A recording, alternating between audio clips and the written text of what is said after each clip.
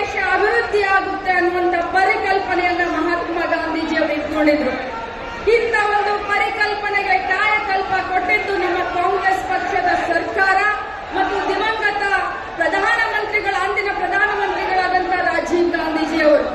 ರಾಜೀವ್ ಗಾಂಧೀಜಿಯವರು ಒಂದು ಮಾತನ್ನ ಹೇಳ್ತಾ ಇದ್ರು, ಡೆಲ್ಲಿಯಲ್ಲಿ ಕೂತ್ಕೊಂಡು ನಾವು ಯೋಜನೆಯನ್ನ ಮಾಡಬಾರ್ದು, ಡೆಲ್ಲಿಯಲ್ಲಿ ಕೂತ್ಕೊಂಡು 1 ರೂಪಾಯಿಯನ್ನ ನಾವು ಹಳ್ಳಿಗೆ ಬಿಡುಗಡೆ ಮಾಡಿದ್ರೆ ಹಳ್ಳಿಯವರೆಗೆ ಹೋಗಬೇಕಾದ್ರೆ ಅದು 1 ರೂಪಾಯಿ ಇದ್ದಿದ್ದು 4 ಆಗುತ್ತೆ ಅಂತ ಹೇಳಿ ಸೋರಿಕೆ ಆಗುತ್ತೆ. ಅದಕ್ಕೋಸ್ಕರ ಹಳ್ಳಿಯ ಜವಾಬ್ದಾರಿಯನ್ನ, ಅಭಿವೃದ್ಧಿಯ ಜವಾಬ್ದಾರಿಯನ್ನ ಹಳ್ಳಿಗರಿಗೆ ಕೊಡಬೇಕು, ಗ್ರಾಮ ಸ್ವರಾಜ್ಯಕ್ಕೆ ಸಂಕಲ್ಪವನ್ನ, ಕಾಯಕಲ್ಪವನ್ನ ಕೊಡಬೇಕು ಅಂತ ಹೇಳಿ ಗ್ರಾಮ ಪಂಚಾಯಿತಿಗೆ ಶಕ್ತಿಯನ್ನ ತುಂಬುವಂತ ಕೆಲಸ ಮಾಡಿದ್ರು.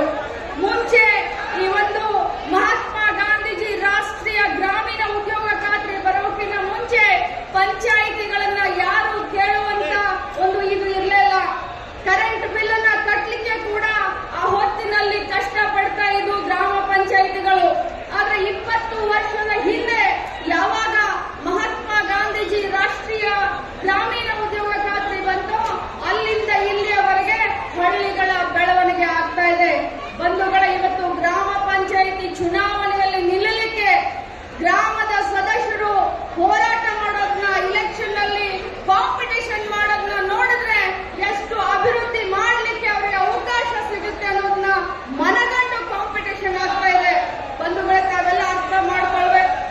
ಇವತ್ತು ಈ ಒಂದು ಮನರೇಗಾವನ್ನು ಕಿತ್ತು ಬಿಸಾಕಿ ದುರ್ಬಲಗೊಳಿಸಿ ಬಿಬಿಜಿ ಗ್ರಾಮ್ ಜಿ ಅನ್ನುವಂತ ಹೊಸ ಕಾನೂನನ್ನ ತೆಗೆದುಕೊಂಡು ಬಂದಿದ್ದಾರೆ. ಭಾರತ ದೇಶ ಇದು ಫೆಡರಲ್ ಸಿಸ್ಟಮ್ ಇರುವಂತದ್ದು, ಅಧಿಕಾರ ವಿಕೇಂದ್ರೀಕರಣ ಆಗಬೇಕು. ಹೊರತಾಗಿ ಹಳ್ಳಿಗಳನ್ನ ನಾವು ಡೆಲ್ಲಿಯಲ್ಲಿ ಕುತ್ಕೊಂಡು ಮಾನಿಟರ್ ಮಾಡ್ತೀವಿ ಅನ್ನುವಂತ ಹಿಟ್ಲರ್ಗಿರಿ ಆಗಬಾರದು. ಬಂಧುಗಳೇ, ಅವರ ಒಂದೇ ಒಂದು ಆಸೆ ಏನು ಅಂತಂದ್ರೆ ಅವರು ರೈತರ ಬಗ್ಗೆ ವಿಚಾರ ಮಾಡ್ತಾ ಇಲ್ಲ, ಯುವಕರ ಬಗ್ಗೆ ವಿಚಾರ ಮಾಡ್ತಾ ಇಲ್ಲ, ಮಹಿಳೆಯರ ಬಗ್ಗೆ ವಿಚಾರ ಮಾಡ್ತಾ ಇಲ್ಲ. ಕೇಂದ್ರದ ಬಿಜೆಪಿ ಸರ್ಕಾರ ಬರೀ ಬಂಡವಾಳ ಶಾಹಿಗಳ ಬಗ್ಗೆ ವಿಚಾರ ಮಾಡ್ತಾ ಇದೆ ಅಂತ ಹೇಳಿದ್ರೆ ಅದು ತಪ್ಪಾಗ್ಲಿಕ್ಕಿಲ್ಲ. ಬಂಧುಗಳೇ, ಇವತ್ತು ಗ್ರಾಮ ಪಂಚಾಯಿತಿಯನ್ನ ದುರ್ಬಲಗೊಳಿಸೋದು ಒಂದೇ, ಗ್ರಾಮೀಣ ಮಕ್ಕಳ, ಯುವಕರ, ಹೆಣ್ಣು ಮಕ್ಕಳ ಅಧಿಕಾರವನ್ನ ಕಸಿದುಕೊಳ್ಳೋದು ಒಂದೇ. ಇವತ್ತು ಇಂಥ ಒಂದು ದೊಡ್ಡ ಬದಲಾವಣೆಯನ್ನ ತರುವಂತ ಸಂದರ್ಭದಲ್ಲಿ ನಮ್ಮ ಕೇಂದ್ರ ಸರ್ಕಾರ, ನಮ್ಮ ರಾಜ್ಯ ಸರ್ಕಾರದ ಜೊತೆ ಚರ್ಚೆ ಮಾಡಬೇಕಾಗಿತ್ತು. ಇದರ ಆಗು ಹೋಗುಗಳ ಬಗ್ಗೆ ಒಳಿತು ಕೆಟ್ಟನ್ನ ಚರ್ಚೆ ಮಾಡಿ ಡಿಸಿಷನ್ ತಗೊಳ್ಬೇಕಾಗಿತ್ತು. ಆದ್ರೆ ತರಾತುರಿಯಲ್ಲಿ ಕೇವಲ 8 ಗಂಟೆ ಚರ್ಚೆ ಮಾಡಿ ಇದನ್ನ ನಮ್ಮ ಮೇಲೆ ಒತ್ತಾಯ ಪೂರ್ವಕವಾಗಿ ಹೇರಿಕೆ ಮಾಡಿದ್ದಾರೆ ಅಂತಂದ್ರೆ ಇದರ ಒಳಮರ್ಮ ಏನು ಅಂತ ನಾವು ಅರ್ಥ ಮಾಡ್ಕೊಳ್ಬೇಕು. ಬಂಧುಗಳೇ, ನಿನ್ನೆ ತಾನೇ ಗಣರಾಜ್ಯೋತ್ಸವವನ್ನು ನಾವು ನೋಡಿದ್ದೇವೆ. ನಮ್ಮ ಯುಪಿಎ ಸರ್ಕಾರ ಇದ್ದಾಗ, ಕಾಂಗ್ರೆಸ್ ಪಕ್ಷದ ಸರ್ಕಾರ ಇದ್ದಾಗ ವಿರೋಧ ಪಕ್ಷದ ನಾಯಕರಿಗೆ ಘನತೆಯನ್ನ, ಗೌರವವನ್ನ ಕೊಟ್ಟು ನಡೆಸಿಕೊಳ್ತಾ ಇದ್ವಿ. ಅದು ನಮ್ಮ ಕಾಂಗ್ರೆಸ್ ಪಕ್ಷದ ಕಲ್ಚರ್ ಅಂತ ಹೆಮ್ಮೆಯಿಂದ ಹೇಳಕ್ಕೆ ಬಯಸ್ತೇನೆ.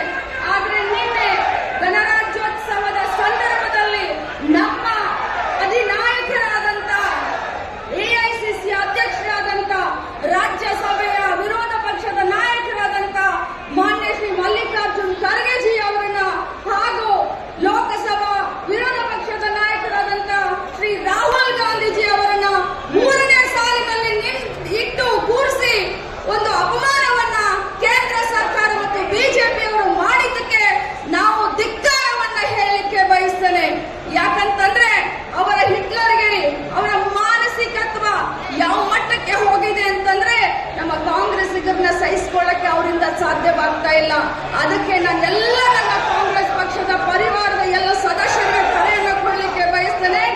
ನೀವು ಈ ಹೋರಾಟವನ್ನ ಬೀದಿಯಲ್ಲಿ ನಾವು ಮಾಡಬೇಕಾಗತ್ತೆ. ಯಾಕಂತಂದ್ರೆ ನಮ್ಮ ಪಕ್ಷವನ್ನು ಉಳಿಸ್ಕೊಂಡ್ರೆ ಈ ದೇಶವನ್ನ ಉಳಿಸ್ಲಿಕ್ಕೆ ಸಾಧ್ಯವಾಗುತ್ತೆ ಅನ್ನುವಂತ ಮಾತನ್ನ ಹೇಳ್ತಾ ಈ ಒಂದು ರಥಾಟ